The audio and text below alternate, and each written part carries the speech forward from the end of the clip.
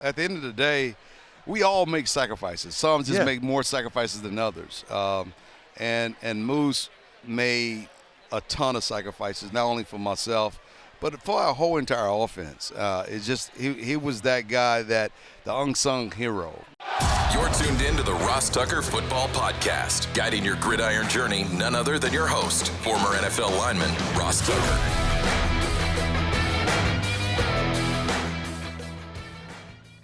Oh, yeah, it is.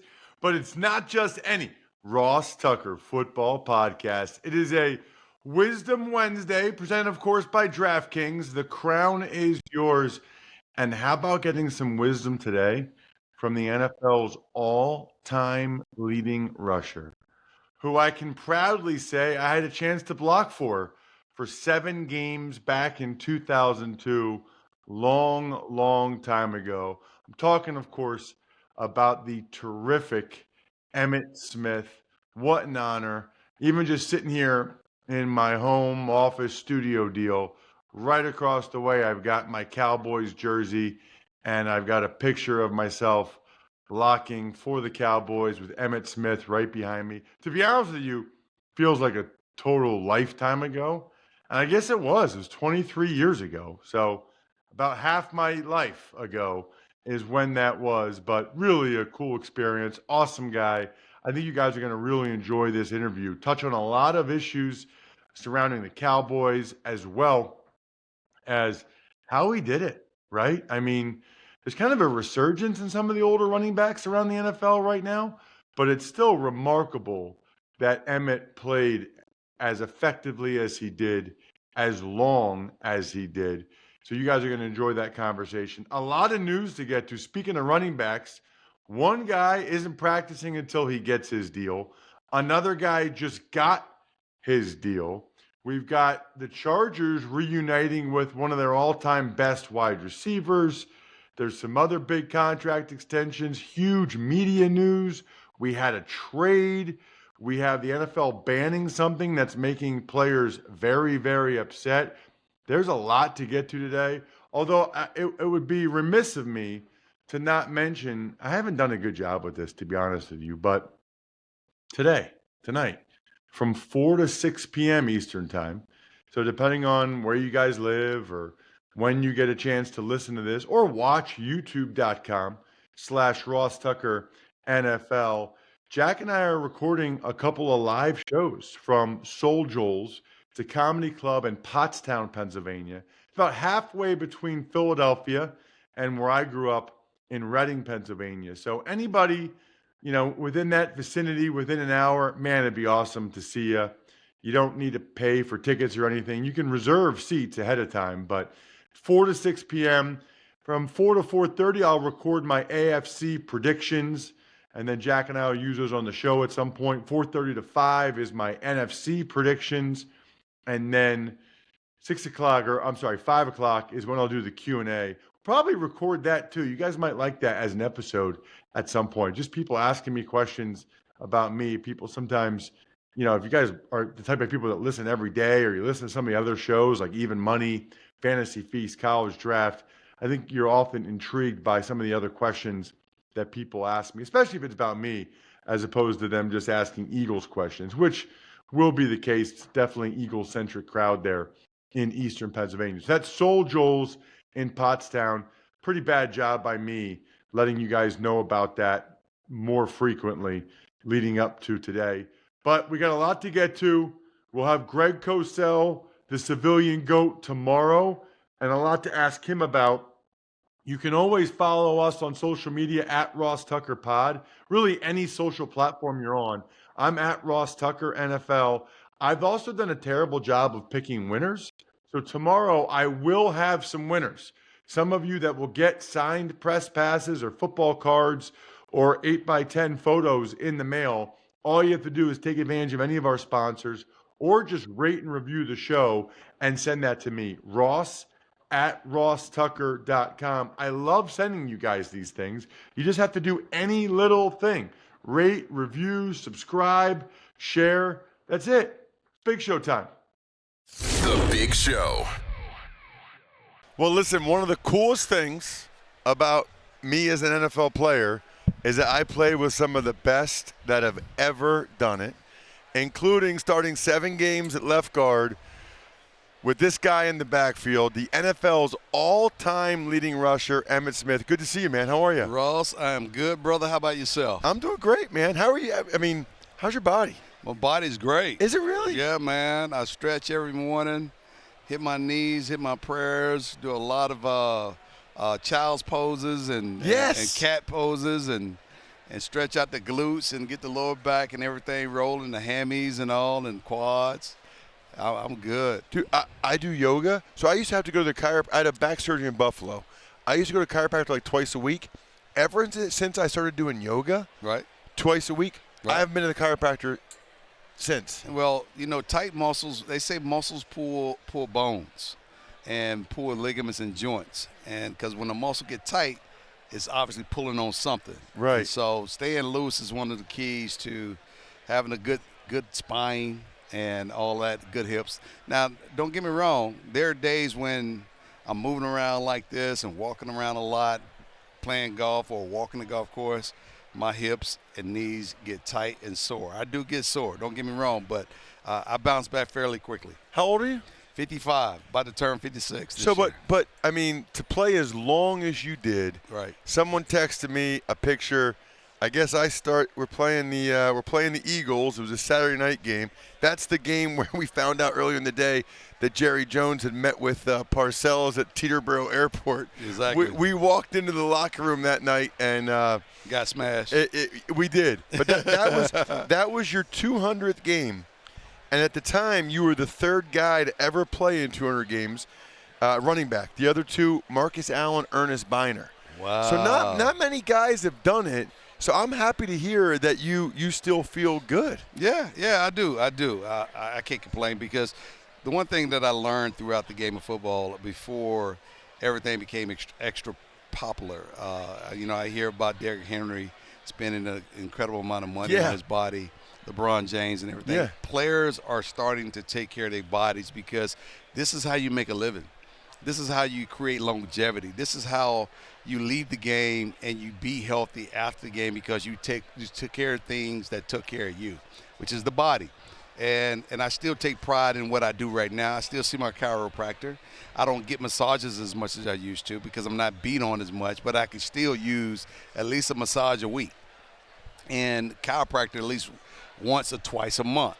And so if I incorporate once or twice a month massages, a week with massages wise, and once or twice a month consistent with my chiropractor, I'll be fine. What were you doing when you were playing, like later in your career? When I was playing, not even later. I mean, I was doing this probably from 95 on to 2004, maybe 94 all the way up. Matter of fact, it was like 90. It was like Super Bowl, the second Super Bowl. Okay. I started incorporating 2 massages a week. Okay. And getting to a chiropractor as much as I could. I would see a chiropractor probably once a week. But the massages would be 2 hours each. 2 hours on a Monday. Wow. After a game, just to flush out the lactic acid. And then when I got to Friday, another flush out just to make sure all the things that was left over throughout the week was gone. And then I go into the games on very fresh on Sundays. So when I met my chiro, the guy that I see right now, met him in 95, right before the 95 season began. And he had this methodology around muscle interactive therapy, connecting muscles, connecting tissues. And I learned so much from this man that I use him today. He advised me or give me his opinion on certain things, medication as well, and so forth and on and on. How to eat. He taught me all those kind of things, and I just started incorporating it into my in my process. And I think by doing it, he helped extend my career another 10 years. Wow. You know, the story I always tell people when they ask me about you, Emmitt, is, well, first of all, so I grew up outside of Philly. So I grew up a huge Eagles fan. Right.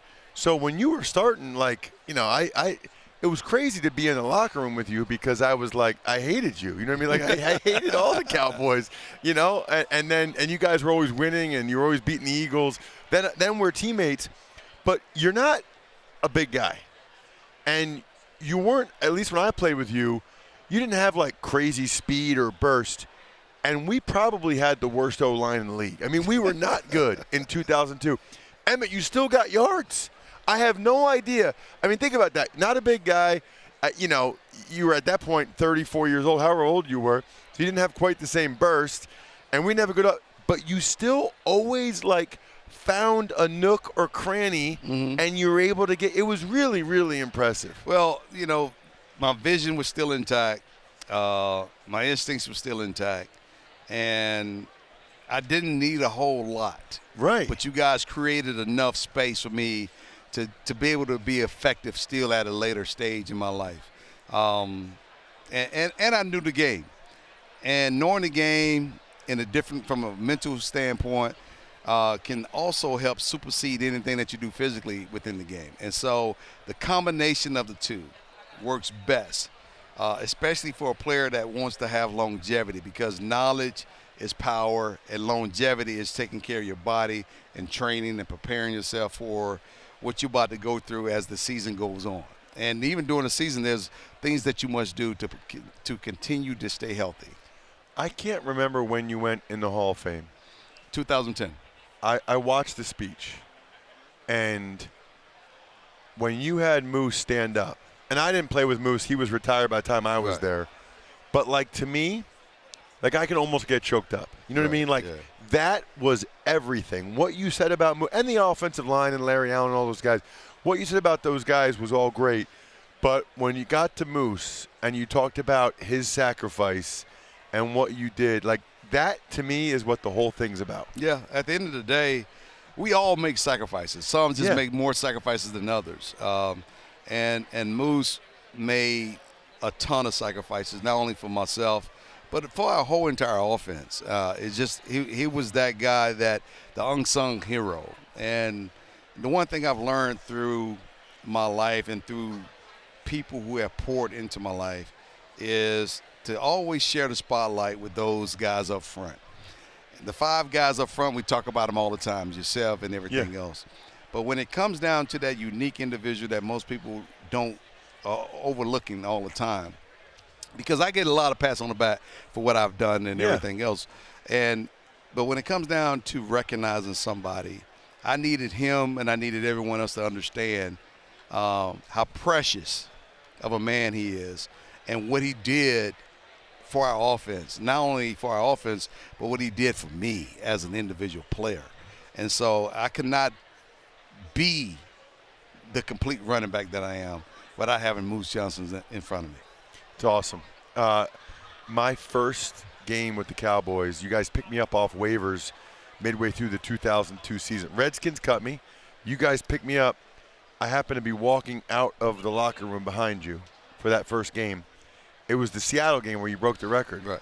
And I'm walking out behind you. It's only my second team I'm playing for. All the cameras are on you. And I was like, man, playing for the Cowboys is different. He's just walking out to the field, and there's 20 cameras. How do you feel about sort of the running back resurgence this year in the NFL, especially older guys? Like guys that are late 20s or, Saquon's 7th year. Derrick Henry's getting up there. Even Joe Mixon on his 3rd contract. Right. There was a thought for a long time there, Emmitt. Don't even give a running back a 2nd contract. Right. And now these guys in their late 20s, early 30s are showing they can still do it. Does that make you happy? Yeah, it does. And what it does is it just reconfirms what was already there. The league itself, and people really have to look at the game and then take a step back from the game and analyze the game from 50,000-foot view. The messages that they want to put out there, they put it out there. Owners put it out there. And people perceive it as credibility. Well, it is credibility because it's coming from an owner. But when you really look at the strategy of the game and how the game is evolving around the passing game. Yep. RPOs. Yep. You're starting to see a lot of the college-style football being played at the NFL level because that's the way these kids have been trained. And coordinators are natural passers by trait. not runners. No. Not runners. And so, therefore, if I had a choice to throw the ball or run the ball, I'm going to throw the ball. And there aren't a lot of former running backs offensive coordinators or running back coaches becoming offensive coordinators. Exactly. And so these are all former quarterbacks that had the desire to be a number one guy but couldn't cut it to be a number one guy. But they were smart guys, great students of the game. And Stephen A. We got Stephen A. Smith coming up to say hi to Emmitt real quick. Boy, man, how you doing? What's going on? Good, man. You good? I'm great. All time great. What's up, man? Good to see you, Stephen. How are you? That was lovely. That was awesome. That was awesome. We got the Lombardi Trophy. We got the NFL's all-time. And we got legends right here in front of us. The yeah, tequila. tell me about it. Tell me about it. Oh, man, this is legends. This right here was the first master distillery of a female master distillery. Oh, wow. Distiller for Hedador brand. And this is her brand. It's called Legends, and it is smooth. She knew what she was doing. Tequila's popular these days, Tequila man. has become a huge, huge category. I've been with the Tequila Hedador since 2010. Wow. So I've been working with them for 14 years now, and I still believe it's the finest tequila on the market. Top Shelf tequila. You have this one. We also have Hedador Ultra, the Añejo, Cristalino version, and we also have the regular Añejo version. Now, the one thing about this tequila and this brand, they invented the reposado category. Oh, okay. The whole reposado category came from this family. They tell you, by the way, like doctors will tell you, that's the best, like tequila is like the healthiest alcohol to drink. If there is such a thing as been having healthy alcohol. Correct. But like you're better, like I'm like an IPA beer guy. They're like, can't you just sip on some tequila? I'm like, no, I can't. But I can. I do all the time. I do all the time. All right, I got two more for you. Yeah. Saquon. Yes. I can't remember a guy with this many house calls like this. Like I can't remember a guy that every game it seems like he has a 60, 70-yarder. Can you? Was there a guy? I mean, you had some big runs, but he's had like eight touchdowns. Terrell Davis. In the Broncos years. His Bronco years, when he went for over 2,000 yards, he had a ton of house calls. Interesting. A ton of house calls. Yes. And, yeah. In that offense, he ripped it up. Yeah. And so Saquon is doing what he's supposed to do. And what I love about it is the Eagles are giving him the opportunity to do it. Yep. There's a commitment. Oh, there. yeah. And that's the difference between what you're talking about in terms of the resurgence of running backs. Yeah. Is the commitment is starting to change because the quarterbacks, I ain't saying that they're bad, but you're putting entirely too much pressure and too much weight on the passing game. Right. And you need to have that running game to bring some kind of stability and balance and respect. And respect to the game. And you guys always had it in Dallas. Last question I got to ask you. What's kind of your opinion on our old squad, the Cowboys, and where they are with things right now? You know, they say opinion like buttholes. Everybody got one, including I. Oh, man. I just think that there's a disconnect or there's not an alignment in terms of vision and game and commitment to the operations of the football program. Right. I'm going to say it like that, the football program. There's always been a vision for the brand development of the Dallas Cowboys. But when that brand itself is not aligned, there's one thing to have brand excellence. It's another thing to create poor product. And poor product is what we have not produced championship quality product. Right.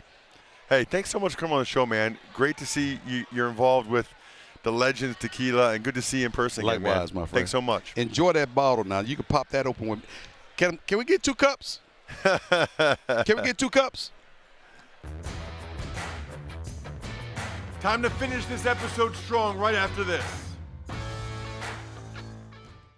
Preseason is here, and there's nothing more refreshing while you're watching preseason football than an ice-cold Surfside iced tea and vodka or Surfside lemonade and vodka. I had a Surfside green tea lemonade and vodka at lunch on Saturday, 2 of them in fact, made with real brewed tea and real vodka. Surfside is only 100 calories, 2 grams of sugar, and 0 bubbles. That's right, no carbonation. So it's easy to sip and enjoy no matter what your plans are this weekend. Look for the can with the sunset stripes. Sold at bars, restaurants, and stores near you. Must be 21. Please drink responsibly. Tuck's Takes. All right, Ross. Bills running back James Cook, he's not practicing because of quote-unquote business, while Lions corner Ennis Rakestraw, he is out a while with a shoulder injury, and Vikings receiver Jordan Addison, he's been suspended 3 games by the league as a result of his alcohol-related conviction.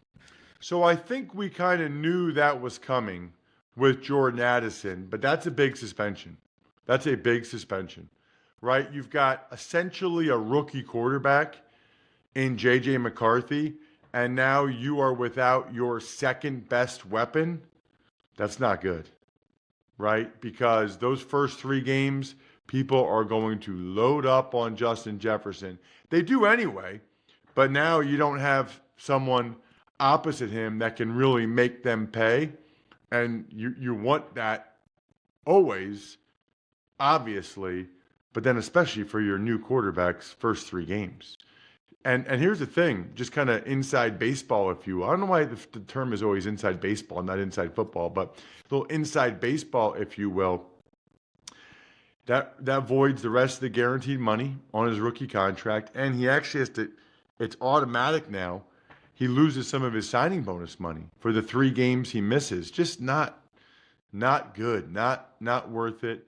Rakestraw, let's hope the Lions don't have a spate of injuries again like they did last year. And James Cook, he's holding in. This hasn't really been an issue for the Bills. They're kind of like the Eagles. They usually get a lot of these deals done ahead of time. They have not been able to do that with James Cook. Feels like it's getting kind of ugly. I don't blame either side here. If you're James Cook, you got to get your money now, man. You got to get it now as a running back.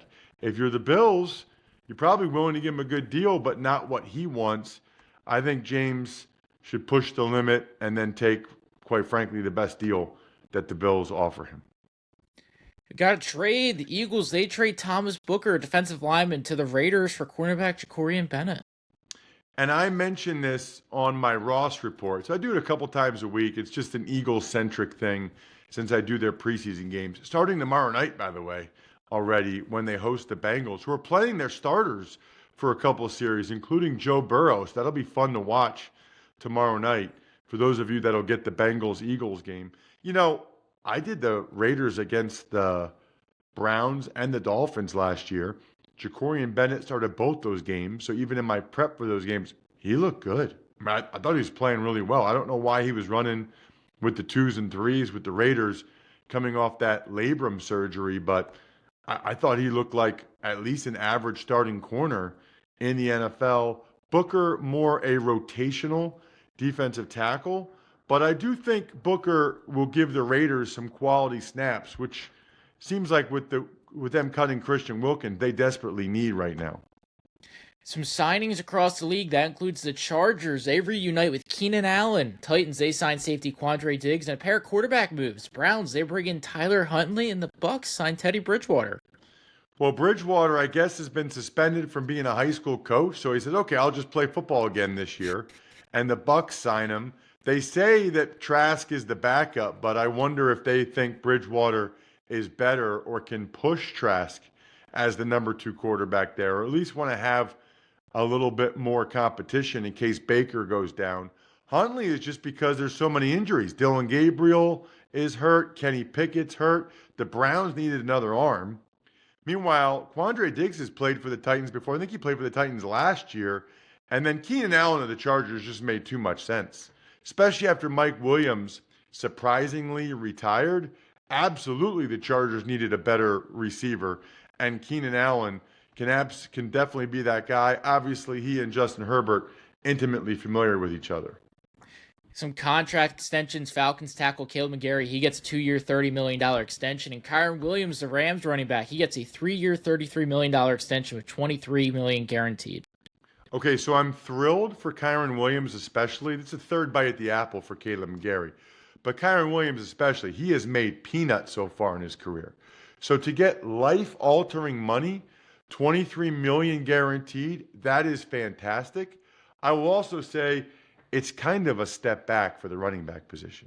If you look at the recent contracts, Derrick Henry and Saquon Barkley and McCaffrey, for him to accept $11 million a year, that's not like advancing the cause there for running backs. Two other notes, Jack. The NFL is banning smelling salts, which have always been very popular on the sideline to kind of get guys going, open up the sinuses, if you will. I know a lot of guys won't be happy about that. I was never a big smelling salts guy. And then ESPN is acquiring all of the NFL's media assets. If that means there's more jobs out there or less people get laid off, I'm happy. I don't know that it means that. Maybe they'll just use ESPN talent on the NFL shows, but I'm happy for the guys that work for ESPN NFL Network because they seem pretty happy for it. Other than that, I think we're done here. Thanks for tuning in to the Ross Tucker Football Podcast. Make sure to also check out Even Money, Fantasy Feast, and College Draft, all on the DraftKings Network on Samsung TV Plus, YouTube, or subscribe to the podcast on your favorite platform. Shout out myfrontpagestory.com. There's never a bad time to tell someone in your life how you feel about them. myfrontpagestory.com. Backofficescheduler.com, humanheadnyc.com, Sporticulture, Pizza Boy Brewing.